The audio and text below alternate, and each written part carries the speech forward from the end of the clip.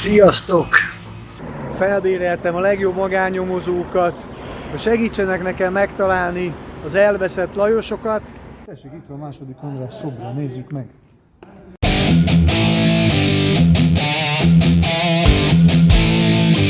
Itt vagyok Izrael fővárosában, Tel Avivban. Eljöttünk egy pár napra körülnézni, és stílusos legyek, megnézzük, hogy mennyire kóser itt a helyzet. Találtam magyar éttermet, úgyhogy mindjárt elmegyünk egy magyar étterembe. Hol vannak itt már magyarok? És elmegyünk természetesen a kedvenc helyemre, hiszen ez már nem a legelső alkalom, hogy itt vagyok.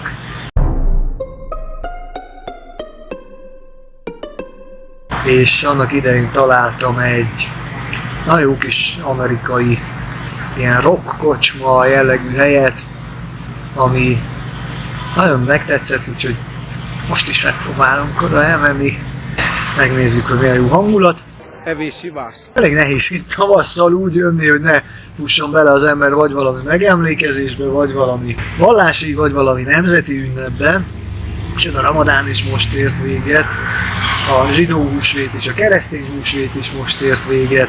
Ettől függetlenül tök jó minden, nagyon szép tavaszi idő van, nagyon jó az időjárás, hiányzott már egy kis napsütés. 10 évvel ezelőtt voltam itt utoljára, ahhoz képest nagyon sokat fejlődött a város, nagyon sok helyen látszanak itt a folyamatos fejlesztések, és itt vagyunk a tengerparton, és azt is meg szeretném mutatni, mert nagyon érdekes, nagyon izgalmas helyek vannak itt is, és van egy csomó látnivaló. Hogy éhes vagyok. Ha már itt vagyunk Tel Aviv közepén, hova mehetnénk enni máshova, mint egy magyar étterembe. Találtunk a városban egy jó kis magyar éttermet, az a neve, hogy Tulip, és igazi házias magyar ételeket főznek, és amint látszik, az emberek imádják. Tele van a hely, olyan csatazaj van, hogy nem lehet egymás hangját hallani, és rendesen kinültek a padon, az utcán az emberek, várták, hogy szabaduljanak fel asztalok, hogy tudjanak itt ebédelni. Úgyhogy szerencsések vagyunk, hogy tudtunk mi is asztalt találni foglalás nélkül. Ugye a magyar ételnek nincs is párja.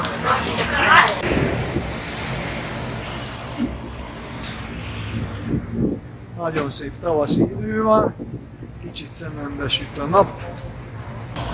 De délutáni csúcsforgalom? Szerintem. Minimum forgalomnak nem nevezik.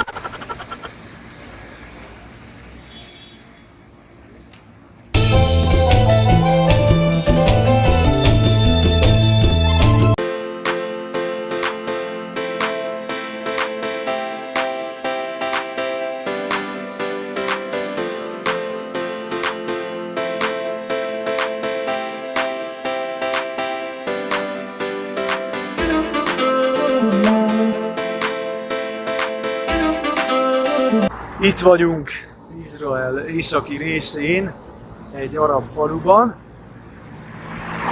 Felbéreltem a legjobb magánnyomozókat, hogy segítsenek nekem megtalálni az elveszett Lajosokat.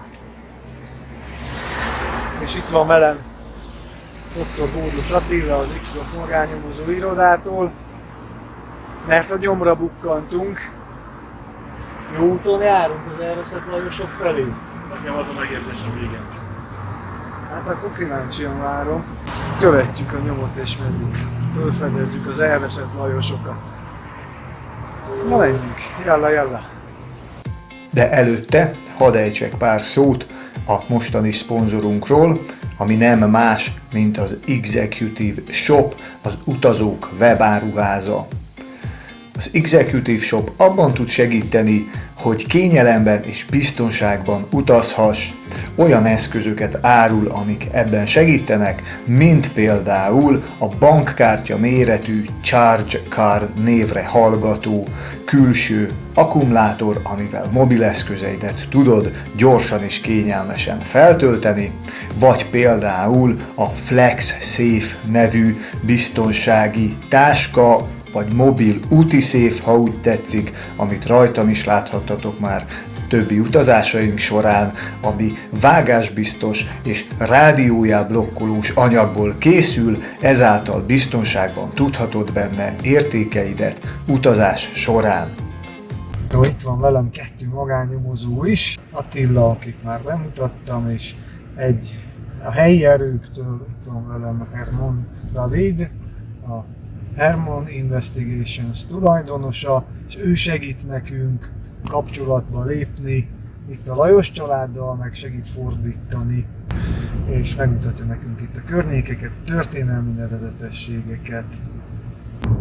Megérkeztünk Mélia falujába, vagy városába, nem tudom mi ez. De mindjárt ott vagyunk. Hajrá, hajrá!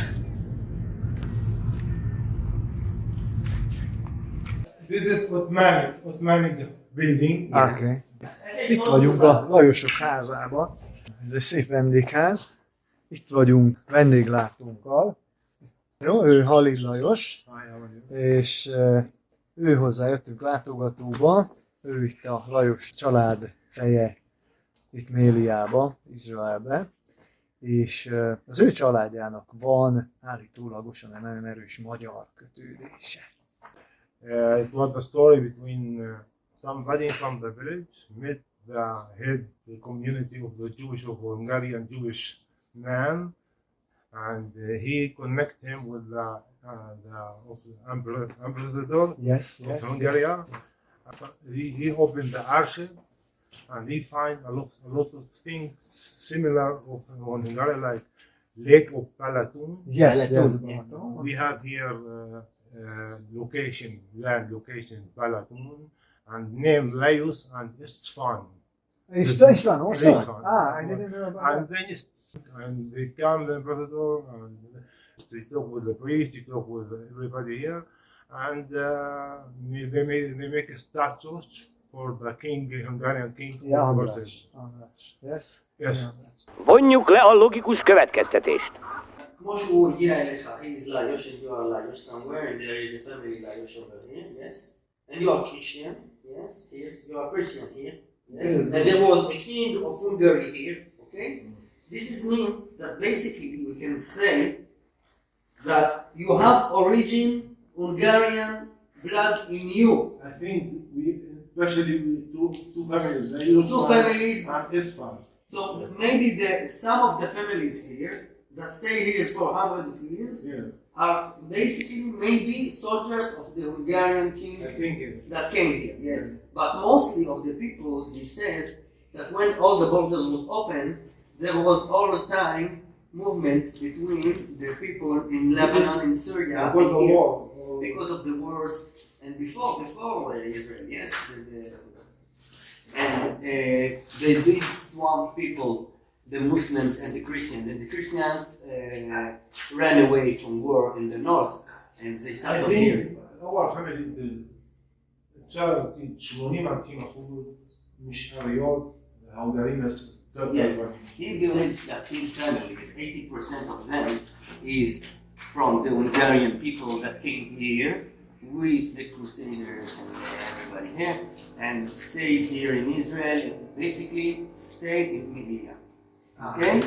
This is what, and we will see some of the buildings in the ancient area, like the church and everything that we will see. It's the remains of the people that were here, the Christians ones, but they didn't stay here for all the time. Some of them went to Haifa and Beirut and Syria, but 2 or 3 families stayed here. Yes, the man of them stays here. One of them is the Khalil family.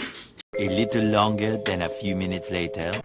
Szóval itt a második András. Jó reggel, jött végig. Hát ez nem szobor, ez mi? Ez emléktábla? Mi ez? Igen.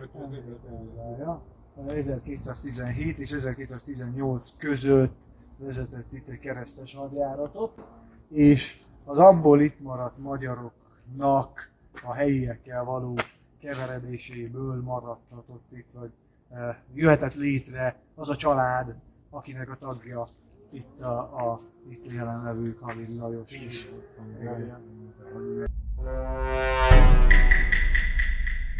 A szomszéd ház alatt találtak egy 4. század korabeli mozaikot, meg romokat. yeah?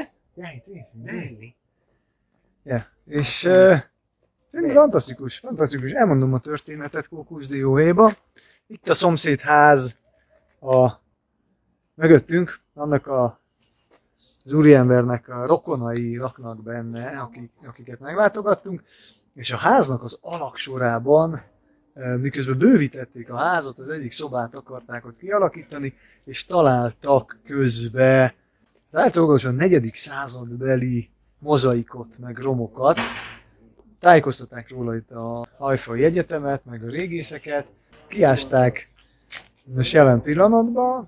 Állítólag ez a ház tulajdonosának a költségére kellett megtenni, úgyhogy nem kapott érte semmi kompenzációt, semmit, de az a terv, hogy a jövőben ez nyilvánosan látogatható lesz, és akkor ha megtérül nekik az, hogy a házuk egy részét nem tudják lakás céljára felhasználni, meg az összes költség, amit rá kellett fordítani arra, hogy kiássák ezt a régészeti leletet, ez őket terhelte, de hogy egy fantasztikus történelme van ennek a környéknek, és tényleg ilyen 1000 évre, 1500 évre visszanyúlóan találnak itt különböző leleteket, de maga az egész falu fantasztikus, nagyon szép minden. Szóval ez volt a történet Méliában, elindulunk visszafele, ott is megállunk még valahol, mert meg akarnak még nekünk mutatni egy-két érdekes történelmi helyet. Fantasztikus család, fantasztikus emberek, nagyon jó. Beültünk egy jó kis ebédre. Akkor van, jó itt. Akkor menjünk be ide is. Jalla.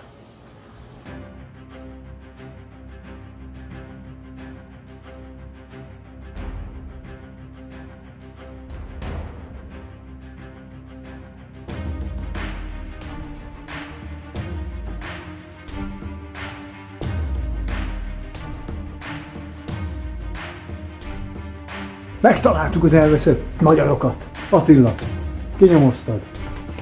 Tadám! Csak nincsenek valami jó állapotban. Beérkeztünk a kriptákhoz.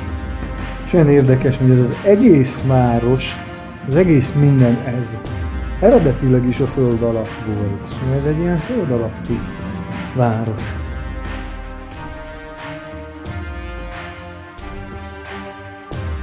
Beadtunk egy szintet, mondta. És ez rá bizonyíték. Na most pedig lemegyünk a lovagok alagútjába, ami a kikötőtől vezet be a várig.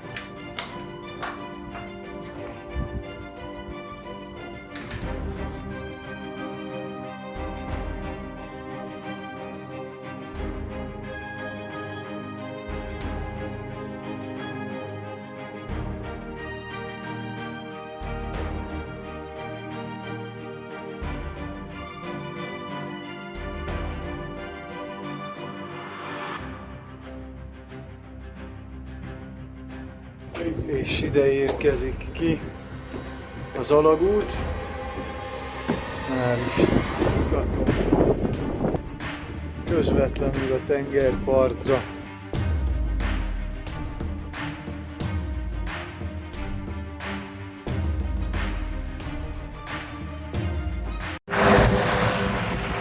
Jó reggelt! Itt vagyok Tel Aviv tengerpartján. És egy kicsit körülnézünk, mi van itt a tengerparton. Nagyon izgalmas, érdekes. Itt van egy hosszú partszakasz, homokos tengerparttal. Mindjárt tovább megyek, mert itt egy picit hangoskodnak valamivel. Szóval itt van egy hosszú tengerparti szakasz. Nagyon sok ilyen kinti edzőpark van, nagyon sportosak az itteniek, legalábbis egy részük, és tele van futókkal maga a part, reggeltől estig lehet látni rengeteg embert futni, sportolni. Amint látszik, most is korán reggel vagyunk, és már vannak, akik futnak, vannak, akik edzenek. Estére ez jellemzően fokozódik. Tényleg szinte dugig tömve van itt a partszakasz. Valószínűleg ez annak is köszönhető nagyrészt, hogy kötelező a katonaság, és a fiúk eltöltenek 3 évet a hadseregben minimum, nagyon sokan tovább szolgálnak, de a lányok is 2 legalább. És azért bennük van a fizikai fittség, bennük van a sportolás, és ez úgy látszik, hogy nagyon sok emberben benne is marad, és nagyon-nagyon sok embert látni, aki fizikailag fit, aktív, és nagyon-nagyon sokat járnak ki ide, meg nagyon sokan járnak ki ide sportolni. Vannak ilyen strandlabdapályák, úgyhogy nagyon aktív fiatalos életet élnek. Azt is mondják egyébként, hogy itt Tel Avivban nagyon sok fiatal él itt Tel Avivba, hogy katonaság után ide beköltöznek, hiszen itt van a munkalehetőség, itt van az aktív élet, a pörgés, a nyüzsgés, a szórakozási lehetőségek. És egy ilyen fiatalos város, egyébként egy ilyen nagyon érdekes mix az európai és a minden egyéb kultúra keveréke, hiszen az emberek itt az a világ minden tájáról vannak, és ez azért egy picit meglátszik a kultúrában is, hogy az építészetben, mindenben, hogy azért egy ilyen egy olvasztó tégely ez az egész, függetlenül attól, hogy vannak közös pontok, vallás, mi egymás. Egy ilyen nagyon érdekes mix, egy nagyon különleges hely, egy ilyen nagyon különleges atmoszférája van a helynek, és tök jó itt lenni, és tök jó a hangulat, tök jó, most jelen pillanatban, hogy tavasszal vagyunk, tök jó az időjárás, olyan 20-25 fok van általában naponta, és azért is jöttem le itt korán reggel, mert még nincsenek ennyire sokan, meg nincs nagy zaj még, nincs nagy forgalom, és akkor meg tudom mutatni itt a helyet.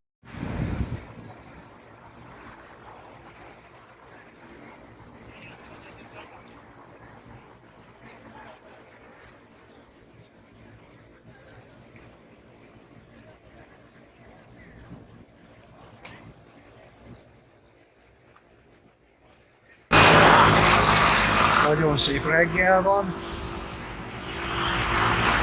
szépen süt a nap, nagyon szépen hullámzik a tenger, ébredezik a város.